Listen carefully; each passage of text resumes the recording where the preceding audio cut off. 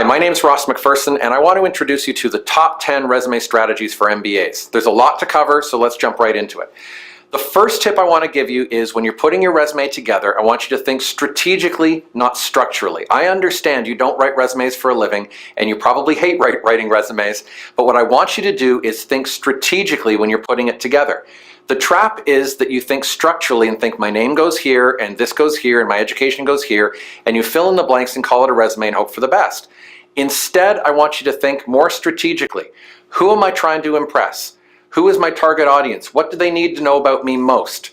What do I have that is most relevant to what they're after? And what is the most compelling way I can present that?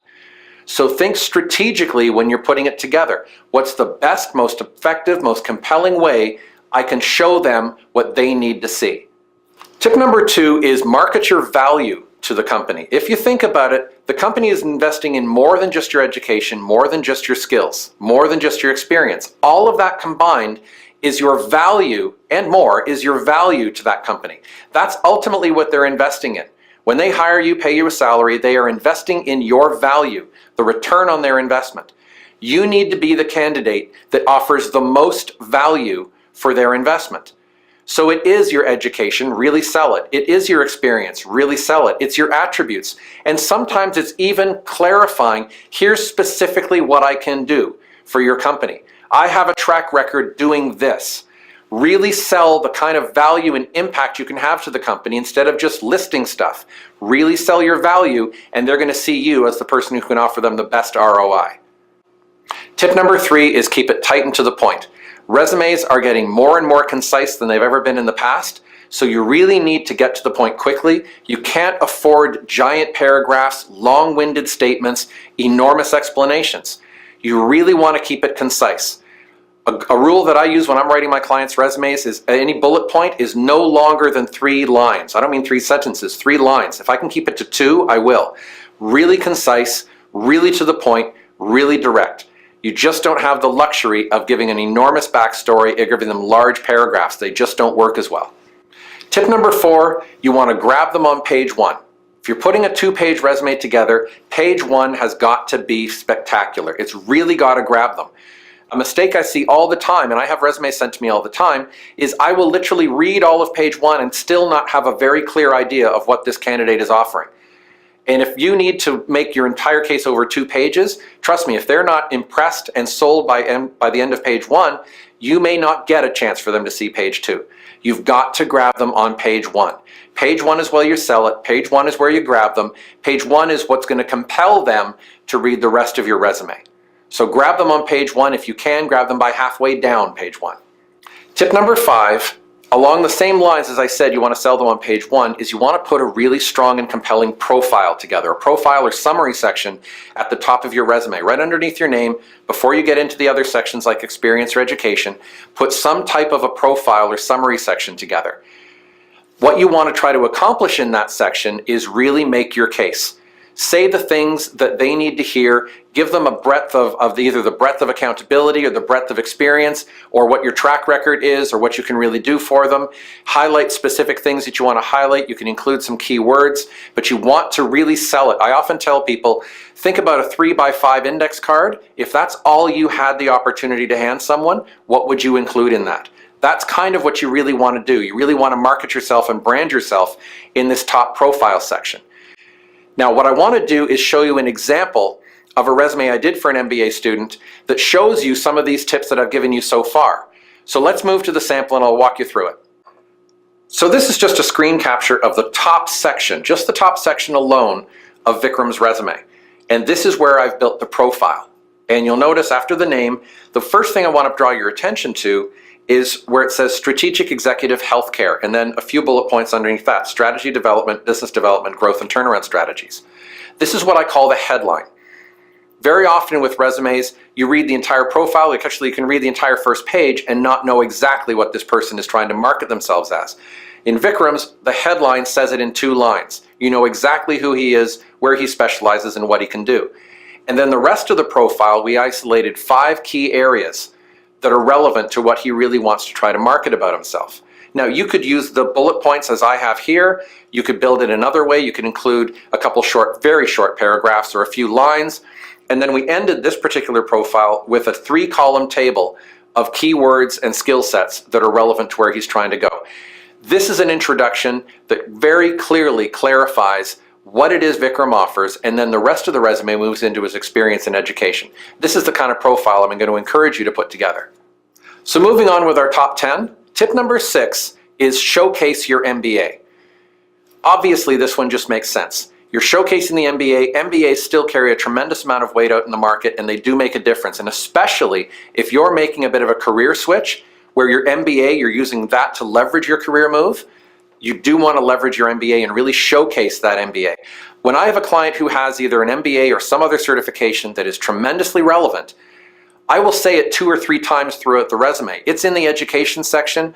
I'll put MBA after the person's name. I'll highlight the fact that they have an MBA from Kellogg or wherever right in the profile. I'll say it 2 or 3 times. If it's something that you need to use to your advantage, showcase it. Showcase your MBA wherever you need to do it. Tip number 7, include the right keywords. At some point, guaranteed, your resume will end up in a database somewhere. And someone is going to do a keyword search for someone who has specific expertise, like you. You want to make certain you're including the right kind of keywords in there. Now, how do you find the right keywords? Where I find them, I usually have a client send me 3 to 5 job postings of what they're after, and I'm looking through there for the type of qualifications, the type of skill sets, the type of buzzwords, industry buzzwords. These are the keywords that could be search criteria for someone looking for someone like you. You want to make certain they're in your resume. Now, the question is, where do you include them?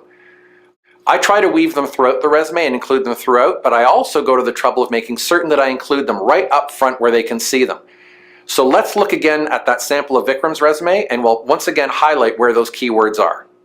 So you'll notice at the bottom of Vikram's profile, this is where I included the keywords. Now there are, as I said, keywords throughout the resume, but I made a point of showcasing them in a 3-column table right at the bottom of the profile. The benefit to this is many people fall into the trap of just sort of rhyming them off in a sentence or a paragraph. But in a table, they can be quickly scanned, quickly seen, quickly absorbed, and they make an impact. So in a matter of seconds, as opposed to reading a paragraph, which no one wants to read, you can see in 3 columns that he has this, he has that, he has strategic planning, P&L, negotiations, growth, budgeting, leadership, and so forth. And you can scan it in a matter of seconds. If you get the right keywords in there and showcase them properly and effectively, it really does work to your advantage. Tip number 8 in building a great resume is remember that your resume content, it's about performance and results more than your responsibilities. I usually give sort of a brief introduction in terms of the scope of accountability or broadly what responsibilities were, and then I want the bullet points to be highlighting performance, where you actually made a difference, the kind of results you were able to bring in, the great projects you worked on, things you improved, anywhere you made the organization or your division or your responsibility bigger, better, faster, stronger, leaner, more effective, more productive, saved money, made money. That's the sort of thing we want to include. So remember, it's about performance, performance, performance, results, results, results, far more than a list of your responsibilities. Tip 9, I'm going to recommend you use measurable results wherever you can. I just recently spoke about the importance of performance and results. If you can include measurable results or even some metric around the scope of your accountability, the numbers on a resume can actually make a huge difference. Now, I do realize that not every role is measured in that way. Not every role has easily defined metrics. If you're in sales, it's easy to say you increased sales by this much or you made this much money. If you're in operations, you can streamline processes by this percentage or that percentage. But even if you're in something like HR, how many people were you responsible for? How many people did you support? Was it a business or an employee complement of 50 or 5,000? Try to include numbers where you can and actually write the number down. Use the numeric value of it. It leaps right off the page. So wherever you can, include measurable details, metrics of some kind, measurable results in your resume. They pounce off the page and people understand the impact that can make. And finally, tip number 10, make it sharp, distinctive, and professional looking. How your resume looks, believe it or not, can make an enormous difference. You want it to look as polished, as professional, as distinctive as you. You want your resume to stand out, and the more polished and professional it looks, it does make a difference. If you use the same old resume format you were using 15 years ago, chances are things have changed. Now I want to move into a couple more examples that showcase a little bit more, again, of these top 10 tips. So in this sample, this is actually the next section in Vikram's resume that we saw at the very beginning. So this is where we move into his experience section. And instead of experience, you'll notice I called it performance. You can call it anything you want, to be honest with you. But one of the things, or a few of the things I really want to highlight through this is, again, we've really focused on performance, the results that he brought in. In fact, in every one of his roles, in this particular case, it really worked to his advantage. In every one of his roles, it was very distinct what he was able to contribute when he walked in to when he left. So what I did was I actually put and bolded that impact in a little box.